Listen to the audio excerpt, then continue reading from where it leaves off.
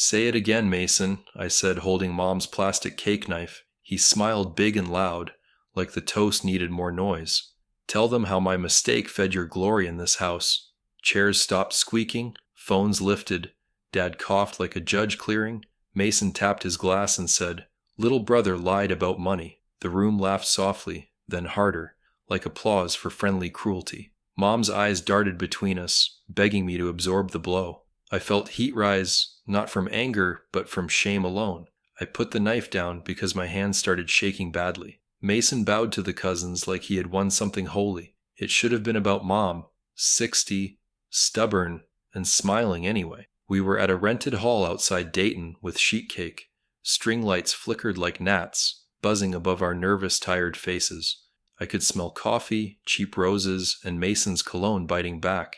He raised his glass and said I stole from our register. He said I lied to Dad, then begged for another chance. He left out the overtime, the broken scanner, the missing receipts. He left out paying my rent after the boss cut hours. Truth got trimmed to fit his suit, which always looked perfect. Everyone laughed again because he made humiliation sound almost charming tonight. Dad stood near the speakers, his shoulders squared like a referee. He didn't defend me. He asked for the microphone instead gently. "Family thrives on honesty," he said, looking at me, not Mason. My throat closed and the room tilted like a cheap ride. Mom wiped her eyes. She never liked scenes, especially birthday ones. Cousins suddenly remembered plates, bathrooms, and the quiet parking lot outside. Mason clapped Dad's back like they were teammates, champions, and heroes. I tried to swallow, but the swallow stuck like wet bread. My cheeks felt wired. My heart thumped against ribs like thunder. I wanted to leave, yet leaving felt like losing forever again. Mason walked over and whispered, "You always make things difficult, Ethan." His teeth showed, friendly for everyone else, sharp for me alone. "You could say sorry now," he added, "and we'll move forward." I stared at the frosting flowers melting into a pretty mess. "I didn't steal," I said, my voice steadier than expected tonight. He leaned close and whispered, "Then you should have proof, right?" My proof was a tired body and a drawer of receipts. My proof never mattered when jealousy dressed itself like leadership here. I set a paper plate down and reached for my coat. "Enjoy the party," I said, finally giving him my back tonight. Outside, the parking lot felt colder than the thin March air. Snow lingered in dirty corners, refusing to melt like pride does. I could hear music through brick, muffled like a stubborn memory. I leaned against my aging Civic and breathed through my teeth. My phone buzzed. Mason's text read, "Don't embarrass Mom tonight, please." I typed, deleted, and typed again, then pocketed the phone quietly. I looked at the sky and made a simple promise tonight. I will never beg for space at my own table again. I will build a life that doesn't need their permission anymore. I will win quietly and let time announce the scoreboard alone. I drove circles before home, afraid of the silence inside tonight. My apartment smelled like dust and detergent, the scent of starting over. I set my wallet down and counted the crumpled bills twice. Rent was due Monday. The calendar marker glared like a cop. I poured tap water and sat on the floor, listening hard. Neighbors argued about parking, then a dog barked through everything. I said out loud, "This ends when I outgrow their version." I thought about Mom's eyes begging peace and felt something settle. Not forgiveness yet, not rage either, just a plan getting legs. I opened a notebook and wrote, "Pay them back with dignity." I went back to the hall to find Mom before leaving. She was near the coat rack, holding a napkin like tissue. "I'm sorry," she whispered. "I should have stopped that whole thing." "You don't need to fix it," I said, surprising myself tonight. "I just need time," I added, "and space to breathe first." She nodded, then pressed something small and cold into my palm. It was her spare key with a heart scratched on metal. "In case," she said, "you need a place to breathe tonight." I kissed her cheek and felt younger, then older, then steady. I left before the cake was cut and never looked back. Driving home, I said the words I'd avoided for years aloud. I am done begging for love from people hoarding crumbs anymore. I will become someone I respect, even if alone at first.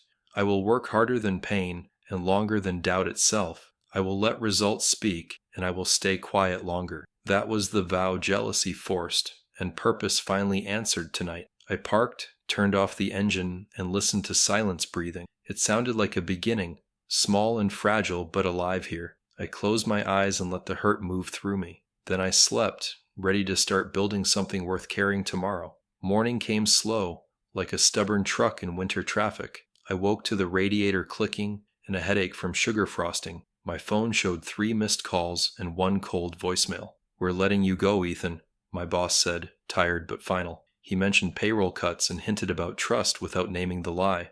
I lay still, counting ceiling stains like states on a faded map. Rent was due Monday, and my wallet sighed like a leaky tire. I drank water and tasted metal from old apartment pipes. The city hummed outside, normal and uncaring as always. I whispered, "Okay," because crying wouldn't change a bill.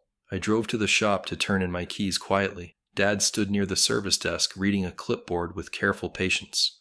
"Got your voicemail," I said, forcing my voice to behave today. He nodded once, then pretended a phone call needed urgent attention. Mason emerged from the bay, wiping clean hands on cleaner rags. "Tough break," he said, smiling like it was weather, not choice. "I never stole," I said, keeping eye contact like a dare. He shrugged and said, "Perception matters," then turned toward the lifts. Dad ended nothing and said nothing, and that said everything. I left the keys and my last soft hope on the counter. The afternoon stretched long, like Ohio Highway between gas exits. I filled the tank with $10 at Speedway, then stopped. A wind-carried fryer smell from the fast food place next door. I stared at the menu and calculated shame against price again. I chose a small coffee and pretended hunger felt like discipline. A couple argued about taxes, using words like audit and penalty. Life kept moving, spreadsheet neat, while I stalled in place. I applied to warehouse jobs on my phone behind the dumpster. The apps froze, then asked for experience I didn't have. I closed them and watched trucks spit gravel like doubt. Back home, the hallway smelled like bleach and stale cigarettes. Mrs. Waller's TV shouted courtroom shows through the thin walls today.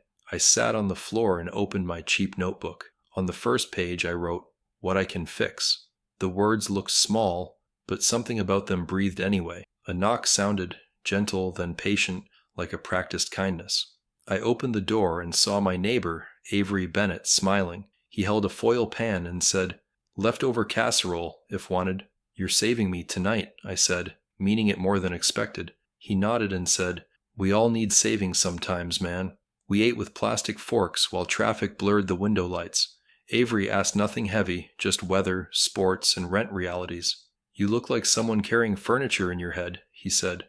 I laughed softly and said, "Feels like stairs and no elevator." He pointed at the notebook and said, "That looks like a start." I told him the title, and he leaned forward without judgment. "Make a list," he said. "Small things, cheap things, repeatable. Fix something today, then something else tomorrow. Build from there." His voice carried calm like a porch light after a storm. I felt seen without being measured, and my chest loosened finally. After he left, I wrote until the page crowded tight. I listed faucet leaks, door hinges, drywall patches, outlet covers, fence boards. I wrote clean gutters and assemble furniture and haul junk. I added install smoke alarms and replace weather stripping for winter. Each line looked like a rung on a ladder upward slowly. I priced tape, screws, caulk, sandpaper, and a simple toolkit. I knew a pawn shop where drills sat waiting for cash. I planned routes like a delivery driver who only delivered hope. The list looked basic, but it looked like motion finally. Motion felt like breath after the long underwater of shame. I pulled out the crumpled bills and counted again with care. After rent, I could spare a little for used tools this week. My phone buzzed, and Mason's name lit the screen stubbornly. I answered because silence sometimes grows mold if ignored. "You okay?" he asked, voice casual like a midday commercial. "I'm not a thief," I said, keeping the sentence clean tonight. "That's not what I said," he replied, letting jealousy wear manners. "Perception matters," I echoed, returning his favorite shield to him. He exhaled, then said, "Don't make things harder for Mom." I hung up before anger could drive the conversation off-road. I walked down to the lot and sat in the Civic. The seatbelt felt like a hand across my chest, holding me. I imagined leaving town, chasing warmer weather and faceless streets, Florida beaches, Carolina pines, anywhere with kinder memories than Dayton. The fantasy tasted sweet, but my bank account tasted truth. I turned the key and let the heater rumble like old thunder. The car was mine, paid off, stubborn, and faithfully average. Maybe staying and rising would prove louder than running tonight. Dignity doesn't bloom in perfect weather. It survives parking lots. I put the keys away and chose to plant roots here. Back upstairs, I showered and watched steam erase the mirror slowly. I thought about Dad, quiet, and how quiet can wound deeply. I thought about Mom's key in my drawer, small and brave. I thought about Avery's porch light voice and that steady casserole. I remembered the laugh at the party and felt it fade. Laughter is loud at night, then small by morning light. Work would be my apology to myself, not to them. Results would be my language, spoken slow, true, and consistent. I said, I will build something simple and honest, out loud. The words held, like studs behind drywall, unseen but carrying everything. Before sleep, I drafted a simple ad I might post tomorrow. Local handyman, I wrote, affordable, respectful, insured soon, references available. I didn't have references yet, but neighbors might remember good manners. I could fix a hinge for free to earn a review. Pride argued, but pride had never paid one electric bill. I set the phone down and stared at the ceiling again. I breathed with the radiator and counted slow like learning patience. Rock bottom didn't feel dramatic. It felt quiet and practical. It felt like listing supplies and washing dishes by hand. It felt like choosing work instead of winning an argument. Morning would come, and I would go buy a used drill. I would pick up tape, blades, and a level at Harbor Freight. I would ask Avery to proofread my ad before posting it. I would knock on doors and learn how to be useful. I would eat on time and sleep when the job allowed. I would keep records better than memory, cleaner than emotion. I would refuse to answer texts that smelled like bait. I would send Mom a message saying I'm safe and trying. I would not ask Dad for anything except patience now. I would fix one thing tomorrow, then another, then myself slowly. I bought a used drill from a pawn shop downtown. The clerk tested it once, the chuck wobbling like loose teeth. I smiled anyway, bargaining with cash folded tight and warm. Back at Harbor Freight, I picked tape, blades, and levels. Aisles smelled like rubber and possibility, cheap but dependable enough. I ignored the fancy sets calling my name from shelves. Budget was a leash, and today it kept me focused. At checkout, the cashier said, "New project," with friendly curiosity. "New season," I answered, shocking myself with how it sounded. He nodded like people survive this all the time around here. Back home, Avery proofread my ad and trimmed the promises. "Keep it honest, short, and priced so folks call," he said. We posted on Craigslist and the neighborhood app after dinner. Then we waited like fishermen watching still water at dusk. My phone vibrated first, a message about a broken hinge. $50, I typed, hands sweating, heart jogging inside ribs. The reply came fast. "Can you come tonight after 7?" I looked at Avery and shrugged like confidence fit me. "Go," he said. "First job set the whole rhythm tonight." I grabbed the toolbox and thanked him with a nervous grin. The house belonged to Mrs. Dalton, a widow with patience. Her porch light flickered like a heartbeat, learning a calmer pace tonight. "You're young," she said, "but your eyes look serious tonight." I fixed the hinge, leveled the door, and oiled everything. We tested it twice, and the latch kissed home cleanly. She smiled like a storm had finally moved off her street. "How much?" she asked, reaching for a worn leather wallet. "50, ma'am," I said, biting pride before it complicated things. She paid 60 and said, "For getting here after dark." That extra 10 felt like permission to keep walking forward. The second job was a clogged sink on Belmont Avenue. The third was repainting trim for an expectant couple nearby. I learned to lay drop cloths like maps around mistakes. I learned to measure twice, then breathe before cutting once. I took photos before and after, proof speaking louder than claims. Online, Mason's friends posted memes calling me a discount hero. I blocked 3 accounts and kept posting completed jobs anyway. A delivery driver tipped work my way after seeing careful cleanup. A teacher asked me to assemble desks for her classroom. Little tasks began stitching together, forming a thin but real income. Pricing was hard, like guessing someone's heartbeat through gloves alone. Too high felt greedy. Too low felt disrespectful to work. I studied local rates and wrote a simple chart by hand. Hinges, 40, faucet, 60, drywall patch, 80, paint extra if needed. I added a line for seniors, discounted without question or fuss. Reviews trickled in. mentioning punctuality, neatness, and respectful conversation consistently. One wrote, "He treats small jobs like they actually matter." Reading that felt like stepping onto solid boards after water. I screenshotted everything and saved copies in a cloud folder. If lies returned, I wanted truth organized, searchable, and calm. One night, a message arrived while wind slapped my windows.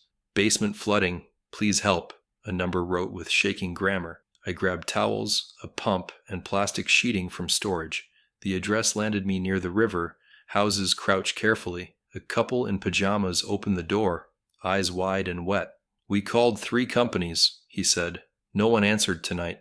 "I'm here now," I said, kneeling to find the shutoff. Water hissed like a crowd leaving after a losing game. We stemmed the leak, then pumped until floor paint reappeared. They paid cash, hugged me, and promised to write a review. The next morning, my phone pinged with their grateful review.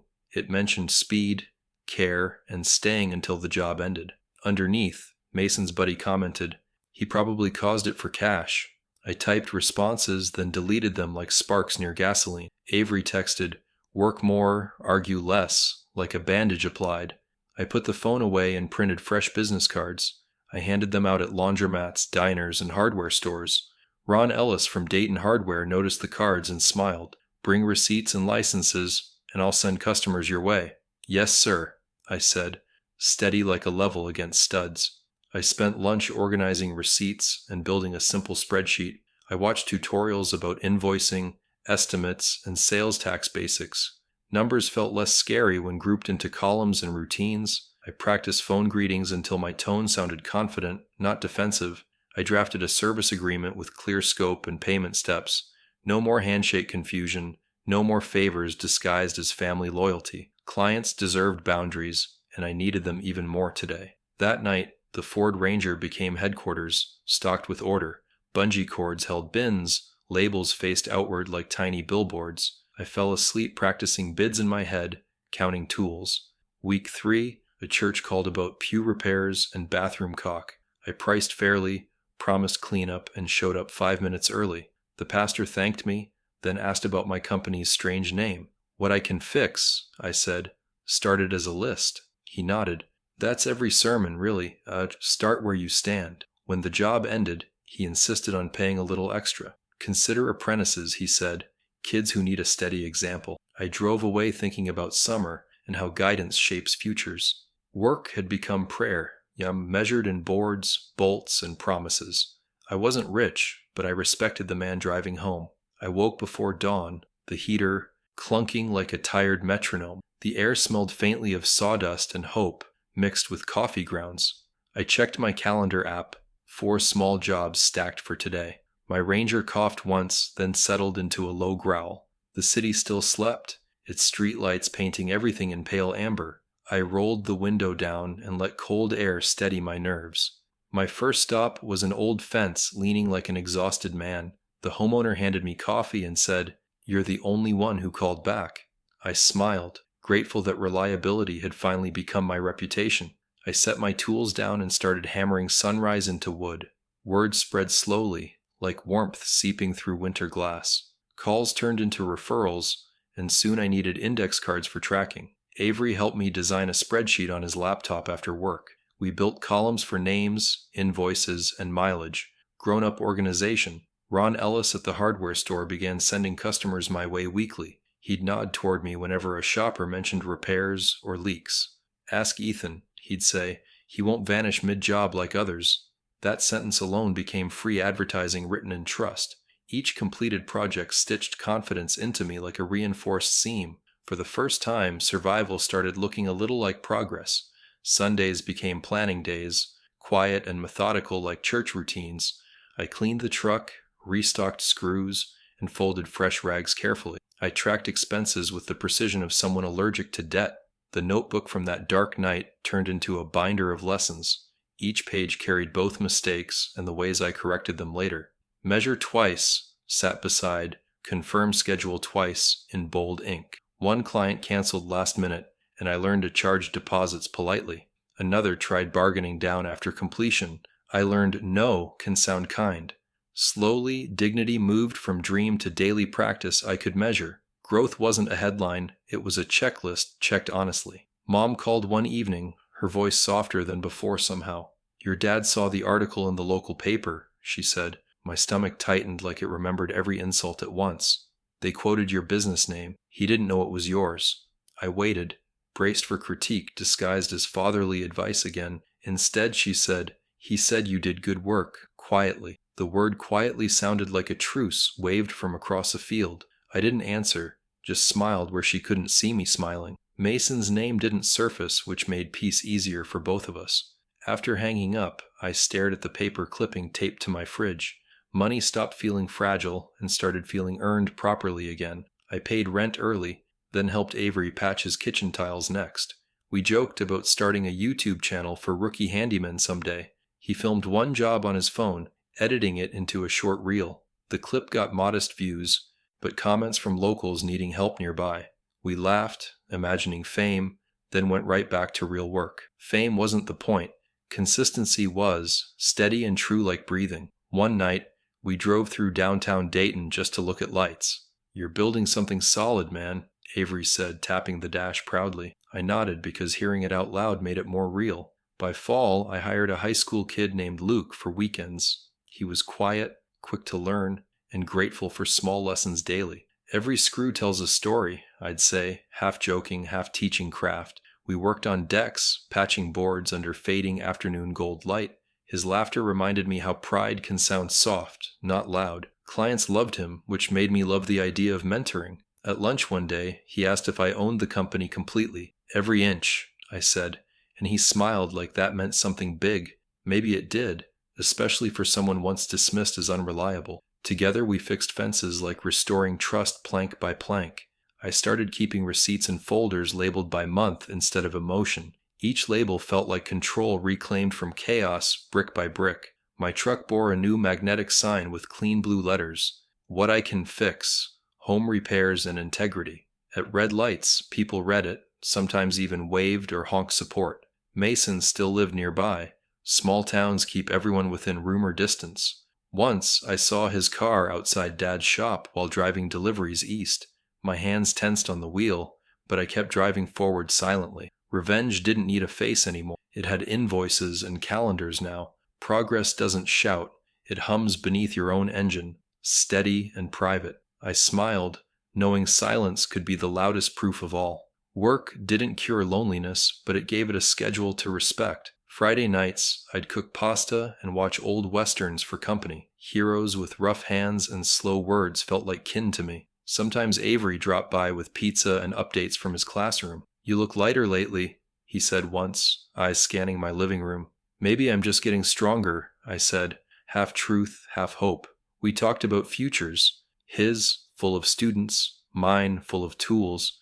Each plan we shared sounded like resistance against small-town defeat. The laughter came easier now, unguarded and almost innocent again. For once, happiness didn't feel borrowed. It felt earned in installments. Winter arrived harsh and wet, but my schedule stayed full, thankfully. I bought thermal gloves and waterproof boots, small victories disguised as gear. One frozen morning, I found a Christmas card taped to my door. It was from Mrs. Dalton, the widow from my first job months ago. Inside was a note. "Your kindness repaired more than a hinge." I stood there barefoot, holding the card like fragile truth in my hand. Some revenge stories end in triumph. Mine began ending in peace instead. Success had stopped being about proving Mason wrong entirely. It had become about proving life still responds to decency. I pinned the card above my desk, quiet proof that purpose burns steady. The morning the city emailed about the playground contract, I almost deleted it. The subject line said "Maintenance Proposal, Ward Park Renovation Bid," and it looked official, intimidating, too big for one man's business. But when I opened it, I saw Ron Ellis had forwarded my name to the Parks Department. "He's reliable," his note read, short and powerful as any handshake. My hands trembled above the keyboard. Opportunity often looks like a dare. I filled out every field slowly, checking grammar twice, then again. Avery proofread the form and smiled like a proud older brother. "Your work's good enough for daylight," he said, tapping the screen. I hit submit, exhaling a month's worth of quiet prayers.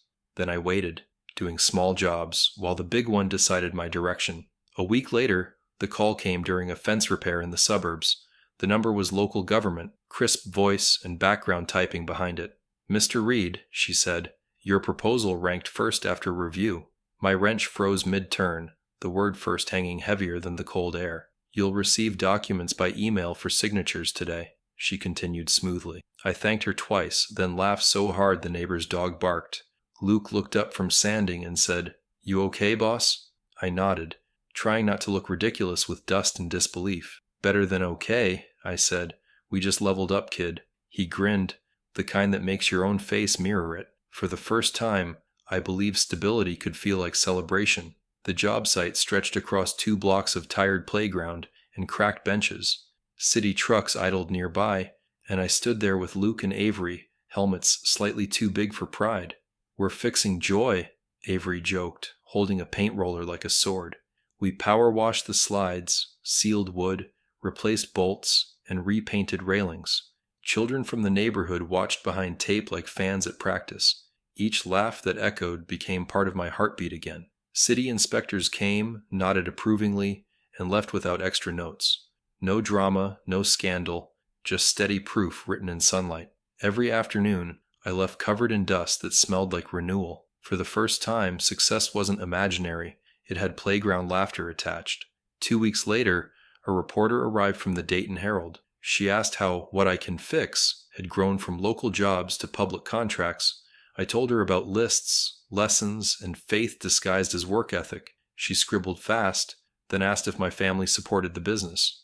I hesitated, the silence saying everything before I could edit it. "They know about it now," I said carefully, smiling through old aches. "That's progress," she said, misunderstanding but kindly. "Enough to move on." The article ran the next morning under "Local Handyman Repairs More Than Playgrounds." It showed me and Luke high-fiving beneath a half-painted slide. Mason couldn't have missed it. Small towns thrive on shared papers. The calls started again. Neighbors, teachers, even church groups needing repairs.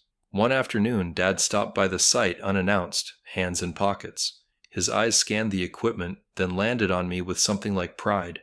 "You did all this?" he asked, voice softer than I remembered. "Me and a few good people," I answered, measuring tone, not bragging. He nodded, scuffing his boot on new concrete quietly. "Your mother said you'd build something worth seeing," he murmured. The words hit deep, steady, warm as sunlight after too long in shade. I wanted to hug him, but shook his hand instead firmly. Sometimes reconciliation starts small, just one honest handshake on fresh ground. Later that evening, Mason's name popped up on my phone unexpectedly. I almost ignored it, but curiosity has a habit of sounding like courage. "Congratulations," he said flatly, the word stiff like a splinter under skin. "Dad's proud," I replied, testing the weight of neutrality again. "Guess you finally found something you're good at," he said next. It stung less than expected. Bitterness loses its aim against calm targets.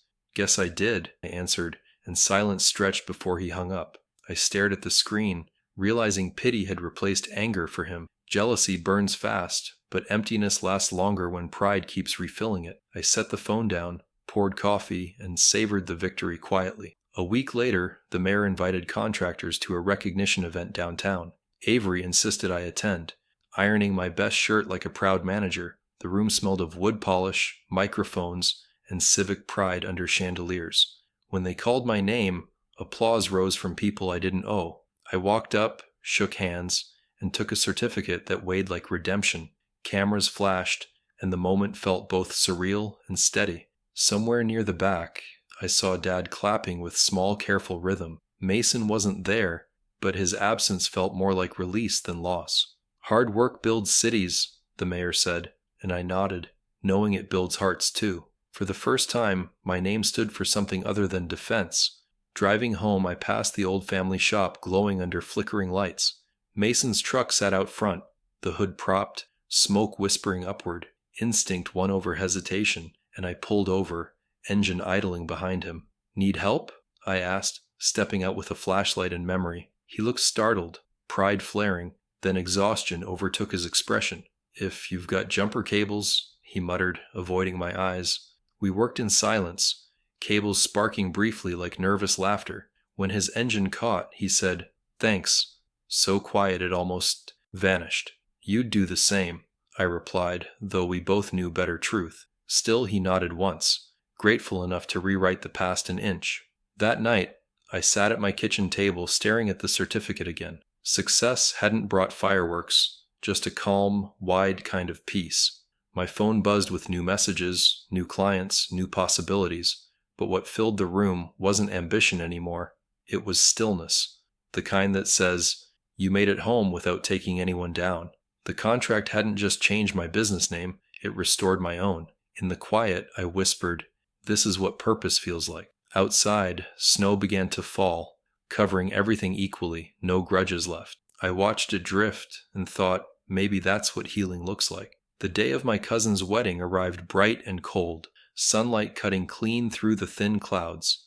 I hadn't seen most of my family in 2 years, and part of me wanted to turn the car around at every intersection. Avery rode shotgun, pretending to scroll his phone but watching me instead. "You sure you're ready?" he asked finally. I nodded, though my stomach didn't believe it. The Rangers' new logo shone on the door panels, fresh paint still catching the light. "Let them see who you became," he said quietly, like a coach before a game. I smiled, breath fogging the windshield, and whispered, "Let them." We pulled up to the old church where every childhood photo still lived. Inside, the air smelled of flowers, perfume, and history I'd outgrown. I spotted Mom first. Silver dress, soft eyes, pride tucked behind nerves. She hugged me tight, whispering, "You look good, Ethan." Dad stood beside her, tie slightly crooked, his hand resting on her shoulder. He nodded at me, subtle, but the nod felt like peace signed in silence. Then Mason appeared across the aisle. Sharp suit, forced grin, holding a glass too early in the day. His eyes met mine like two flints, striking in slow motion. "Didn't think you'd come," he said, half smile, half warning. "Family event," I said simply, voice calm as a still pond. "Guess you finally have time for family again," he muttered. I let the words drop where they fell, walking past him toward sunlight. During the ceremony, I sat near the back with Avery and Luke. The pastor's voice echoed through stained glass, words about forgiveness and patience threading the air. I caught Dad glancing my way, face tight with thought. Mason stood in the wedding party, laughing too loud, performing confidence. The vows made me think of promises broken long before rings existed. When the couple kissed, applause filled the church, a sound big enough to hide small emotions. I clapped too quietly, watching Mason's reflection in a window pane. He turned once, scanning the crowd, eyes landing on me again. For a second I thought he'd smile. Instead he looked away quickly. Old patterns never die, they just wear new. Suits. At the reception, tables overflowed with laughter, beer bottles, and small-town gossip. I found my seat near some cousins who whispered half-curious compliments. "He's the guy from the paper," one said, scrolling through her phone. I nodded politely, used to half smiles that didn't know where to land. Mason approached eventually, 2 drinks in hand, offering one to me. "Truce," he said, voice wobbling between charm and pride. "I don't drink anymore," I said, pushing it gently back. "Still too good for us, huh?" he asked, grin cracking slightly. "No," I said, just done competing for the same air. His face twitched, surprise flickering like an exposed wire. He laughed once, empty, then walked away into louder circles. A slow song started, couples swaying under fairy lights and nostalgia. I stood near the edge, watching Dad dance with Mom carefully. Avery elbowed me, nodding toward them, smiling softly. "Looks like they're trying again," he said, eyes kind. "Yeah," I said, "maybe we all are." Mason stumbled near the bandstand, spilling a drink onto his sleeve. Someone helped him steady, laughter following like background noise. I wanted to feel satisfaction, but all I felt was distance. Safe, necessary distance. Success hadn't erased the ache, it had only replaced its address. I checked my phone, new job requests lighting the screen quietly. Each ping reminded me how far work had carried me from bitterness. Redemption didn't need applause, it needed consistency, and I had plenty. Later, outside the venue, the parking lot buzzed with cold air and cigarette chatter. Mason followed me out, steps uneven, voice softer than before. "You think you're better than me now?" he asked, slurring truth and regret together. I turned, met his eyes, and saw something new. Tiredness. "No," I said. "I just stopped being worse for you." He looked at the ground, shoulders folding inward like a house collapsing. "Dad talks about you now," he said quietly. "Used to be me he bragged about." I nodded, letting silence answer where words might sting. You could have come with me, Mason, I said finally. There was room for both of us. He swallowed, blinking fast, and walked away without reply. When I went back inside, Mom hugged me again before leaving. I saw you two talking, she whispered, cautious but hopeful. We'll see, I said. Some fires don't go out overnight. Dad shook my hand longer this time, his grip firm, eyes steady. Proud of what you've built, he said, emotion cracking the corners. Thanks, Dad, I said, meaning every syllable like a confession. Avery smiled from across the room, giving me a quiet thumbs up. Luke packed leftovers into containers, humming something tuneless but happy. The DJ played an old Springsteen song as I walked toward the door. I realized I didn't hate Mason anymore. I just didn't need his version of me. Sometimes, letting go is heavier than holding on, but it's cleaner too. Driving home, the night unrolled like a slow river beside the road. Headlights passed like ghosts of what-ifs, quiet and fast. I replayed every glance, every silence, every almost apology in my head. The old pain had dulled, replaced by something sturdier, acceptance. Avery dozed off beside me, arms crossed, peaceful as a passenger trusting the route.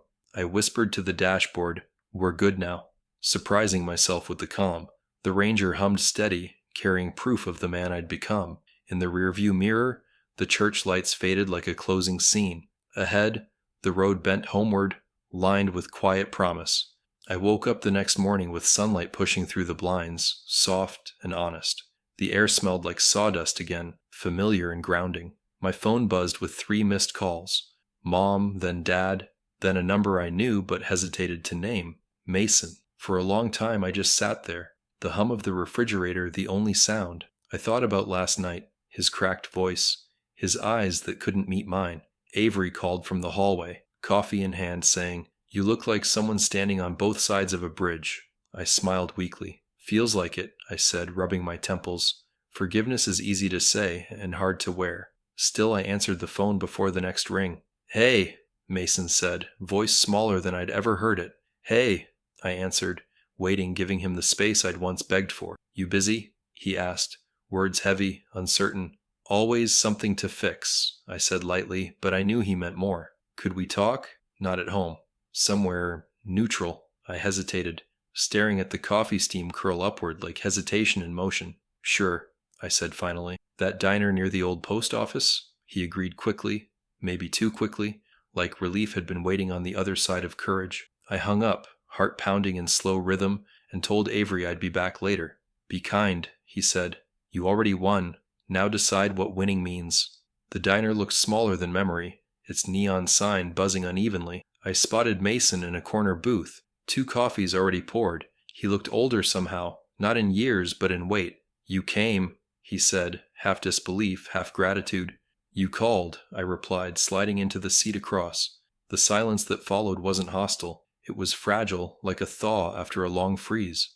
"I've been thinking," he started, tracing circles in his coffee with a spoon. "About everything, the shop, that night, you, me." His voice cracked on the last word, honesty leaking out where pride used to live. "You don't owe me anything," I said quietly. "I know," he whispered, "but I need to say something anyway." He told me the truth in pieces, like dropping stones into water. The missing money at the shop hadn't been mine to defend. It was his. He'd borrowed from the till, covered it later, but never confessed.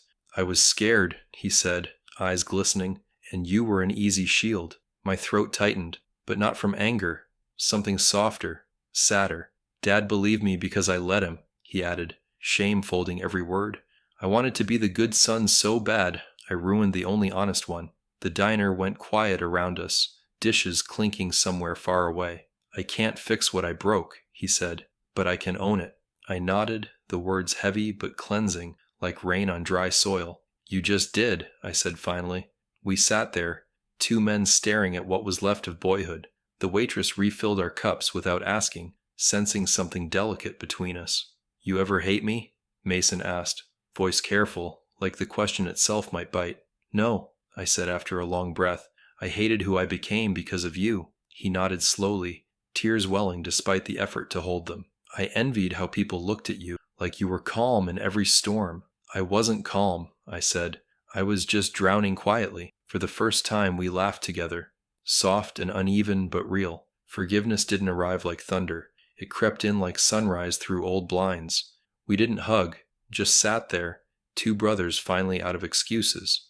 When I got home, Avery and Luke were fixing shelves in the living room. "You look lighter," Avery said, handing me a screwdriver. "Maybe gravity gave up on me," I joked, surprising myself with ease.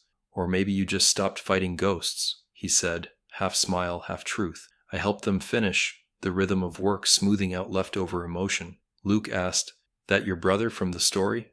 I nodded, feeling warmth instead of the usual burn. "We talked," I said simply. "That's a start," Avery replied, turning back to the drill. Starts were good.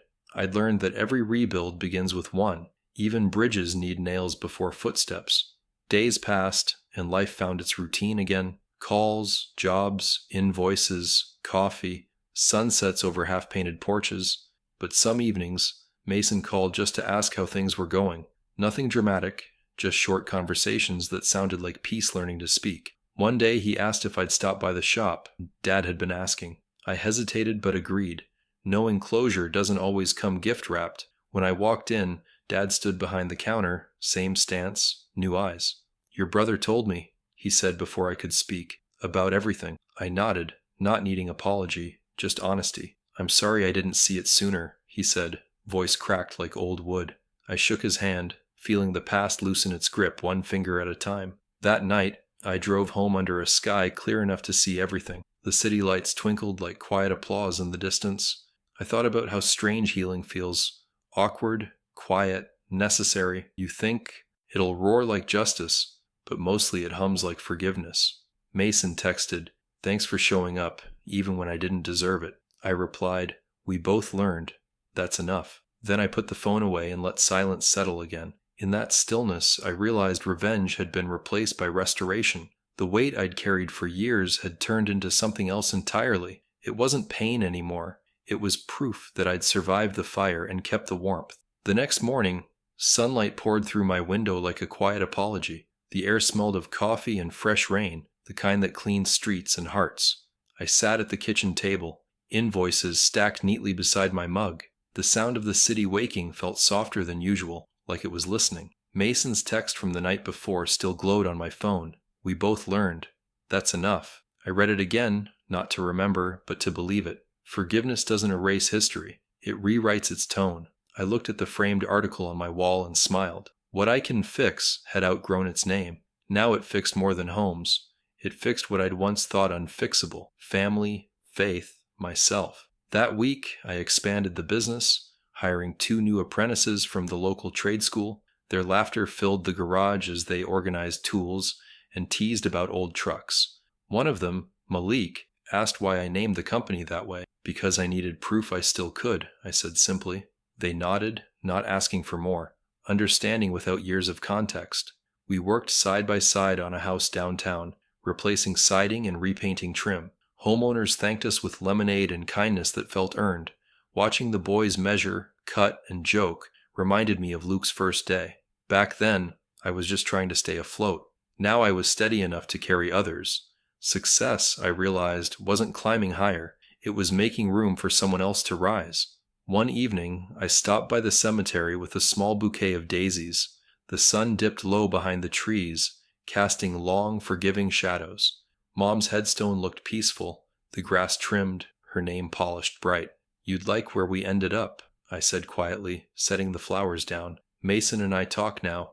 Not much, but enough." The breeze carried the faint scent of rain and lilac, like her perfume. "Dad's slowing down, but he's softer," I continued, half smiling. "Guess we all had to break a little to grow honest." I stood there for a while, not in grief, but gratitude. Her key still hung on my chain, a reminder of borrowed strength. I whispered, "We're okay now," and believed it completely for the first time. Later that night, Mason showed up at my shop without calling first. He stood by the doorway, watching Luke teach Malik how to sand evenly. "You really built this," he said, awe mixing with quiet pride. "With help," I replied, wiping paint from my hands. He nodded, eyes tracing the shelves of labeled boxes and clean tools. "Dad said you're hiring," he added, tentative but hopeful. "You looking for work?" I asked, careful not to sound like a test. He shrugged, then said, "I'm looking for something to build again." I handed him a spare pair of gloves from the counter. "Start with the truck," I said. "She squeaks when you brake." He smiled, that old grin softened by humility. The sound of him laughing again filled more than the room. It filled the gap years had left behind. A week passed before I truly noticed how calm life had become. Calls came steady, bills paid early, no more panic between paychecks. Dad stopped by one Saturday with donuts, chatting with the boys like old times. He watched Mason repaint the sign outside and said, "Looks good, son." It hit me then. He didn't specify which son. The word finally included both of us again. Avery teased that I should write a book about DIY redemption. "Maybe later," I said, laughing. "I'm still sanding the edges." He grinned, saying, "That's the trick, Ethan. Edges make it real." I looked around at my small crew, my repaired life, and nodded. Sometimes victory doesn't roar. It hums in harmony with the everyday. That night, I drove home slow, windows down, cool air washing over my thoughts. I passed the old family shop, lights dim but not dead, and didn't feel bitterness, just memory. Mason was inside, closing up, head bent over paperwork. The sight didn't hurt anymore. It just existed, like an old scar that no longer aches. I turned onto my street, porch light glowing like a quiet welcome. Inside, I hung up my jacket, poured coffee, and sat in silence. Success wasn't revenge anymore. It was reconciliation lived at my own pace. The fire that once burned everything I loved had turned gentle. It no longer destroyed. It warmed, guided, reminded. As I sat there, I thought about everything jealousy had taken and given back. Without Mason's betrayal, I might never have built this version of myself. Without that night, I'd never have understood dignity over pride. The story had come full circle, not with shouting, but with peace. I glanced at my work calendar. Names, homes, repairs, small miracles waiting to happen. Outside, the wind rustled the trees like a soft reminder. Everything worth mending takes time. I smiled, leaned back in my chair, and whispered, "It was worth it." Then, looking into the dim light of my shop through the window, I asked the question that had no easy answer. If this story touched you, please like and share. And tell me, should I forgive completely, or keep the silence that finally brought me peace?